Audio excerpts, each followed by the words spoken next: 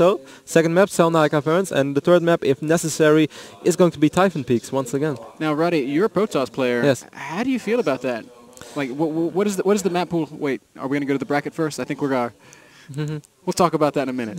We can talk about the maps while the bracket is on, man. That's okay. So guys, here we do see that championship bracket, of course, with Naniwa and Strelok on the top side.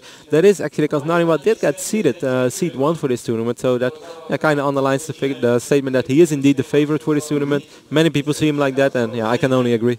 Interestingly, down on the bottom, we got Nurchio and Zoka. They're playing right now. I'm really upset that we're not able to cast those games. I'd love to see how that one plays out. I do want to tell you guys, there are only 4 best of 3s in the entire tournament that we don't stream. Other than that, we stream everything. So don't you guys worry. You're going to see us a lot. So much until you get sick of us. Oh, yeah. Meanwhile, Thorzane knocking off White Raw. I think that was a 2-0, man. Yeah, it was a 2-0. A little bit surprising to me. Exactly. I mean, we did mention Thorzane's TVP. That's insane. Everybody knows it. I mean, if you can beat MC, actually with no latency issues, because MC was in Europe back then, that's insane. That's absolutely stunning. But yeah, still, I mean, White Draw is White Draw, and in tournaments like this, White Draw is a guy. Online he's good, on LAN he's amazing. That's White Draw. Excellent tournament player. And then of course we did just see Rhett take out Tarson 2-1. That was just a great series. I 100% agree. And then at the bottom of the side we have Nurture against Soccer, which I think is a really cute matchup. But just in general, the entire bracket is really beastie. Yeah, couldn't agree more, man. Couldn't agree more. So let's take it back to the game we're about to see. It's going to be Shakur's Plateau, Zelnaga Caverns, and Typhon Peak. So as a Protoss player, we're starting out on Shakur's. Typically, I feel like that's a pretty good Protoss map. I 100% agree with you. I think in general, it's easy to defend your natural. I also feel it's relatively easy to scout the Terran. I mean, you can see those no gas fast expand builds coming quite early at the bunker. Of course, Terran could fake it here and there. But okay, I'm just going to make sure that the players do indeed have red and blue to make it more easy for you guys to observe. I'm going to try to use the mouse wheel a little bit more. This is not my own setup, guys, and yeah, as a player myself, I do know, I realize I have shaky movement from time to time. I'm working on it. I'm going to take a chill pill. Okay, Roddy, you're the best observer I've ever seen. The best observer you ever worked with, because I'm the first, or is that what you're trying to tell me? Not at all, man. You're a total champion. No, okay. But yeah, no, I 100% agree. Back to Shakur's Plateau. I do think this is a nice map for Protoss in general. I think it's quite easy to read the Terran once you have your natural up. The third, I mean, if you take the third, which is close to your base, like close to the surroundings, then it's not that hard to defend. Even if they have like the big drops, by the time those get really scary, you should have either High Templar or Charge Wolves already, and then it gets easier to defend. So I'm going to show the girls, we are ready.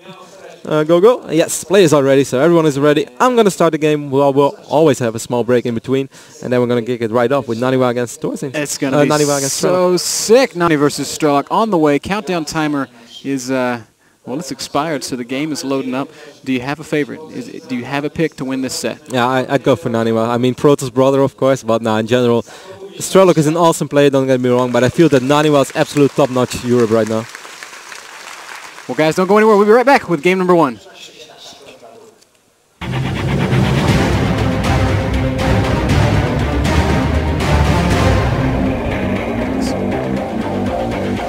All right, so I'm sorry, Roddy. We are back. We have Strelok spawning as the blue Terran down here in the bottom right-hand corner of the screen, and of course his opponent Naniwa, the red Protoss, bottom left-hand corner. You know what? There was a time when I would say these spawn positions are awful, but lucky for us, Shakur's Plateau has since been patched, and now I really like the way the game plays out in these positions. Yeah, I love Shakur's. I was really sad when they removed it at start, and I'm really glad that Blizzard reworked the map a little bit and brought it back into the map. Because, I mean, I can honestly say that the best Starcraft 2 games of my life I've often seen on being played on Shakur's Plateau. It's a great macro map, man. Even as a Zerg player, I enjoy playing on it. So go ahead. Yeah, we do see that Chrono Boost straight away by Nani, so nothing funky like an 11 gate or something. So most likely we're going to see an economic opening from Naniwa. What I do want to point out with these still sort of close positions, I mean it's horizontal close, it's not cross map. That makes it a little bit easier for Strelok to perhaps later on go for a drop. Or if he goes for a one base opening, whether it's Cloak Banshee, whether it's a Hellion drop, which is a little unlikely nowadays, but I've seen Happy do it, so Strelok might as well do it as well. Then this is nicer too. I mean, it's a lot shorter travel distance for your Banshee. Yeah, Rotterdam, I really want to ask you, I feel like Reaper Expand is really, really nice in these positions, because that Reaper can just pop up there, get a good full scout, usually even kill a probe or two. Do you feel like that'd be a good choice for Strelok here? Definitely, but you have to make sure you don't want to get too over-eager. You don't want to go one Marine into Reaper and then perhaps a Reactor on your barracks, because then you basically have one Marine for a long phase in the early game, and that can get really costly. I mean, if you have 2 Stalkers in your base, it can be pretty much game over. This is very nice for Naniwa, actually, getting the scouting probe in straight away, start going off with the harassment, and now he will see that Strelok indeed goes for that no-gas fast expand build. And even though that's predictable with this wall off, I mean, you rather see it for sure.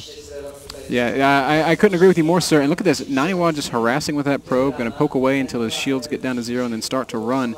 Meanwhile, in the base of Naniwa, he's gone 1 gate Cyber Core. Yep. Is 1 gate Expo too aggressive out of him, or do you think he'll throw down 1 or 2 more? No, I think that's completely fine. When you see that Terran is going for a no-gas fast expand build, and look at Naniwa doing such an excellent job keeping that probe alive. I mean, sure, it's not a big deal, but those small things, they matter so much, because if Strelok wants to refuel something like that, I mean, he's going to build that command center right now, probably. Look at his mineral count. He just wants to throw it down, and he's probably going to throw it down, and Naniwa will see it. If not, he at least delayed it, because Strelok could have built it already right now. Yeah, and something like that is really important. But yeah, back to your original question.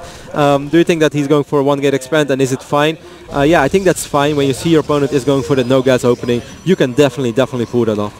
Awesome, cool. So we do see that Strelok has thrown down the command center on the low ground, so he's not going to let Naniwa see it go down, but as you said, Nani's going to know exactly what's up. Still no gas coming out of Strelok. I'm really eager to see what he transitions to after this. Usually you see a few more racks go up and just a move into big, heavy bio play, and yeah, that's what's happening right now. 3 more racks. Very interesting. Yeah, that's actually what I perhaps kind of predicted.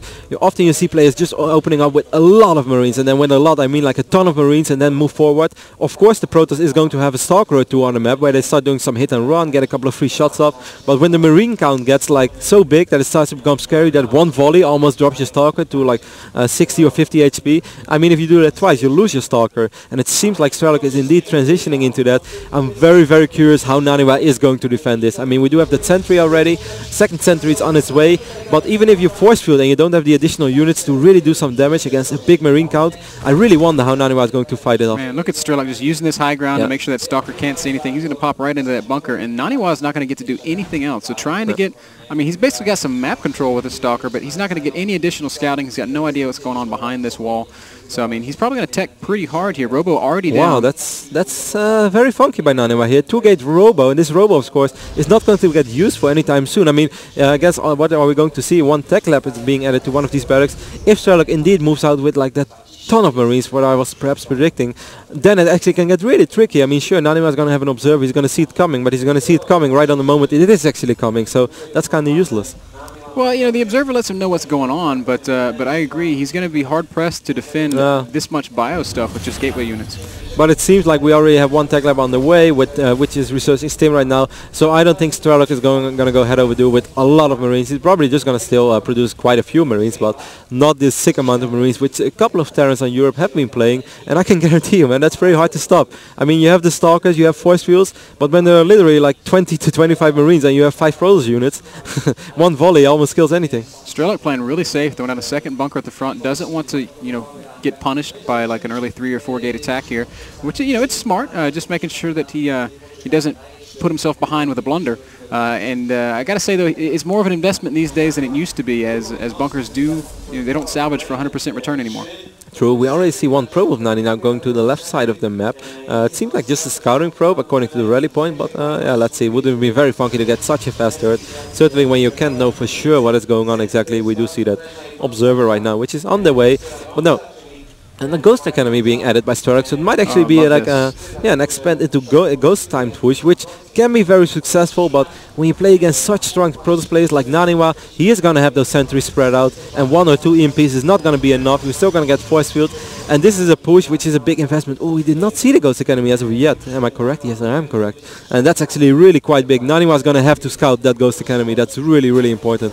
You know, I like this Ghost push a lot because it gives you the potential to win the game outright. Oh, Stalker's going to fall almost immediately. Wow, that's an uncharacteristic mistake from Naniwa. Yeah, but I mean, you got caught. I think Concussive Shells was done, right? So that Stalker wasn't. No, it wasn't actually. Concussive Shells hasn't even been begun. So I am wrong. But anyway, what I was talking about with this Ghost push, I just like it a lot because your Terran's always producing an army anyway.